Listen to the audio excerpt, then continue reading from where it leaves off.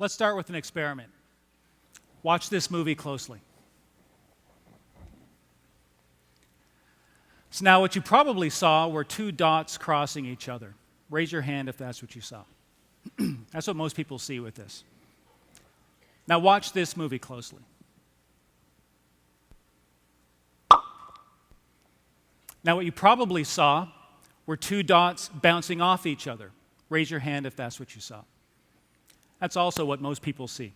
In a reverberant room like this, maybe a little bit different, but that's typically what you see. Now, would you be surprised to learn that these movies were identical, except that one had sound and one didn't? And I think this is the simplest example of a very profound concept, which is that sound affects how we interpret the world around us. In this case, what you heard affected what you saw for that 2-second segment. But this happens all the time. Our brain is always taking the sound that we're hearing, and it's trying to figure out what's going on around us without you even realizing it. Let's do another experiment. Close your eyes. Just close your eyes and listen.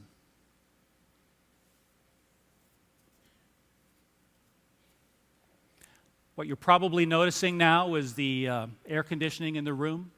People coughing. If you're sitting in the back, you're probably hearing some of the noise. You can open your eyes now. Some of the noise going on outside. These sounds were here all morning long, but you probably didn't actually hear them, even though the sound was getting to your auditory system.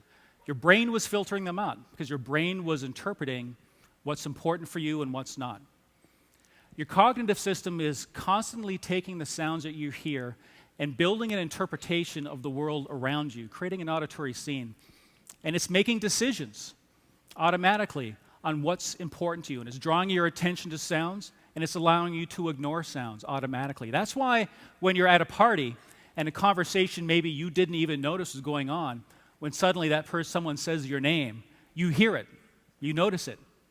You were hearing that conversation the whole time, you just weren't paying attention to it.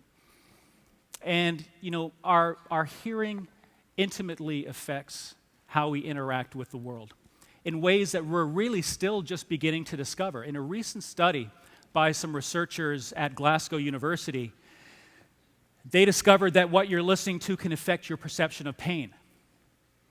They had subjects put hands in freezing cold water and measured how long they could hold their hands in the water, and then they measured the level of pain that they were experiencing. When subjects did this while listening to music that they liked, they were able to hold their hands in the water longer and they experienced less pain. If they listened to music they didn't like, it was more painful. If they didn't listen to anything at all, it was more painful. The things that we're learning over the past decade are amazing in terms of how hearing interacts with what we do and interacts with our lives, and how the cognitive system uses sound in just amazing ways. So this raises the interesting question of how hearing loss affects all of these cognitive abilities. And I think one of the most important recent experiments to try to understand the impact of hearing loss on cognitive function was done by Wingfield and Tan at Brandeis University. And what they did is they had subjects remember a series of words, or listen to a series of words, and then recall them back. What they found was the poorer someone's hearing, the poorer their ability to remember. So now think about that. Hearing loss affected people's memory. Think about someone's aging relative who maybe is experiencing memory problems, and people in their family are saying, well, poor Aunt Edna, she's getting old and her brain is slowing down. Could be that her brain is just fine, but she has untreated hearing loss. We're just beginning to understand the levels of interaction between hearing and cognitive function. Now, why would hearing loss affect what the brain is doing? Well, the brain is a finely precisioned machine. It's evolved over thousands of years to do what's happening now incredibly well. However, the cognitive system has limited resources. It can only do so many things. And part of what it's doing is always paying attention to our perception. And it has the rest of its resources available for everything else, for memory retrieval, for memory storage, for comprehension and interpretation. Now, if the damaged auditory system is sending a distorted sound to that finely tuned cognitive system, the brain has to work harder. It's having a harder time with perception, and so it applies more resources to understanding what it's hearing. That means it has fewer resources for everything else. It has fewer resources for memory, fewer resources for comprehension. I think an analogy is, a finely tuned engine of a Maserati, that is 1,000 horsepower that can go 300 miles an hour, just a beautiful piece of engineering. But if you give it low-grade fuel, you put water and dirt in the tank, it's going to start to sputter and act like a K car. It's a little bit what's happening with the auditory system. The worse you're hearing, the more that incredible cognitive system is going from a Maserati to a K car. But all of you know this. When patients come to see you, they don't come in and say, I'm having a hard time with audibility, soft sibilants are really hard for me to hear. They talk about how their lives are changed. They talk about difficulty listening in noisy environments and how that makes them more mentally exhausted, about how after 30 minutes in a noisy restaurant, they tune out. They can't participate anymore. So I think all of you know that hearing loss has a big impact on people's lives, and it's more than just the sounds that they're not hearing. So a body of evidence from behavioral research, but also from brain imaging research, is really starting to tell us now what the impact of hearing loss is on cognitive function.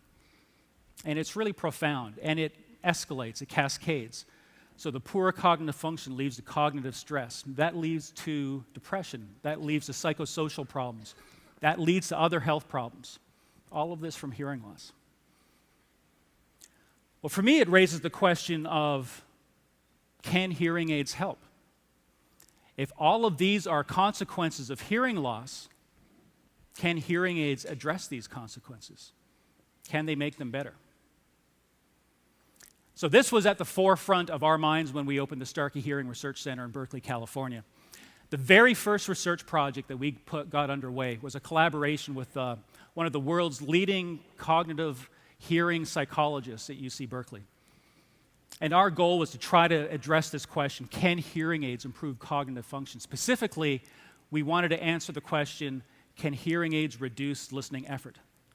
That mental fatigue that happens after listening in a noisy situation, can hearing aids help? Well, we had a challenge, and the challenge was, how do you actually go about measuring listening effort? Well, luckily, there was a Nobel laureate winner that was a part of that department, Daniel Kahneman. I think he's now at Princeton, but he was really a forerunner in the development of these tools with his research into attention and effort. And we took some of his advice, and we came up with a task which was a dual attention task. We had subjects listen to speech and noise, and while they were doing that, they did a second task. Remember that the cognitive system has limited resources. So if the speech and noise task is harder, they're going to have fewer resources for the second task, and they're going to do poorer on that. And I want to do an experiment with you so you kind of get an idea of what we did with our measures. So this is exactly what we did with our subjects. We had subjects listen to speech and noise, and while they did that, they watched a computer screen. And on that computer screen, we flashed digits every couple of seconds. And here's what we're going to do. This is very similar to what we asked our subjects to do.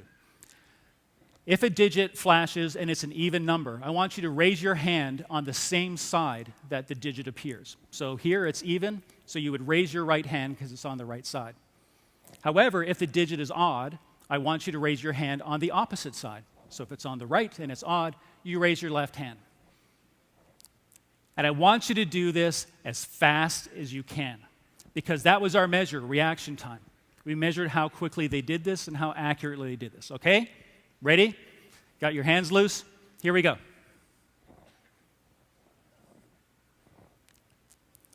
I'm seeing a lot of switching hands. Now imagine doing that while a researcher is standing over you with a stopwatch.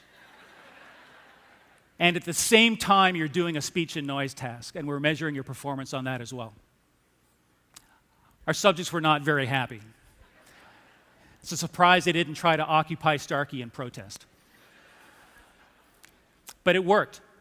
What we found was when we added hearing aid technology, they got better at this task. The hearing aid technology reduced the listening resources for speech and noise and allowed them to do better at the other tasks. And the result of that research that we published in the Journal of Speech, Language, and Hearing Research ended up winning the Editor's Award for Best Paper of the Year. Something that we're very proud of, but I think something that is more important. Oh, thank you. But something that is really more important is the fact that this really started, I think, a landslide of interest in this topic. And now today there are researchers in Sweden, Texas, Australia, all around the world who have an interest in what the effect of hearing loss is on cognitive function and what the effect of hearing aids are on cognitive function. Researchers who weren't investigating this important question, but they are now because of this research. So I think the future that we're going to see in this field is a continuation of information of the impact of hearing loss that it has on people's lives other than just audibility, other than just speech understanding and noise. And for us at Starkey, we're going to use that information and we're going to use those tools for measuring cognitive ability to develop technology that's going to help people and help their cognitive ability. And for you, you're going to have a conversation with your clients about what the real impact of hearing loss is for them, and with their family members who join them about the impact of hearing loss and the benefit that hearing aid technology can provide. And it's more than just sound. You know, the importance of all of this was made real for me not too long ago when I was on an airplane. And the person who I sat beside was a pretty talkative person. I tend not to talk a whole lot. I try to bury myself in a book, but he pulled me out and we chatted quite a bit. And eventually we got around to the fact that I worked in the hearing aid industry. And he got quiet. I didn't notice it at the time, but he kind of stopped talking. And I continued, and I actually talked about some of the stuff that I presented to you today, the impact of hearing loss on cognition. And finally, he interrupted, and he said, you know, my father has hearing loss. I come from a big family. We have a lot of brothers and sisters. And, you know, we get together over the holidays, and it's really a rowdy group. You know, we sit around the dining room table at Thanksgiving, and you can barely get a word in edgewise. And my father used to be the loudest of them all, really the most lively person in the room. And today, he just sits there. He doesn't say anything. Stone-faced. It's because of his hearing loss. My brothers and I, we've tried to get him to wear hearing aids, but he won't do it. And he looked down at his hands. And he said, I want my father back. You know, my father is deaf in one ear. One-on-one, he's a very brilliant person to talk to, just fascinating. In a group, you know, he doesn't communicate as much.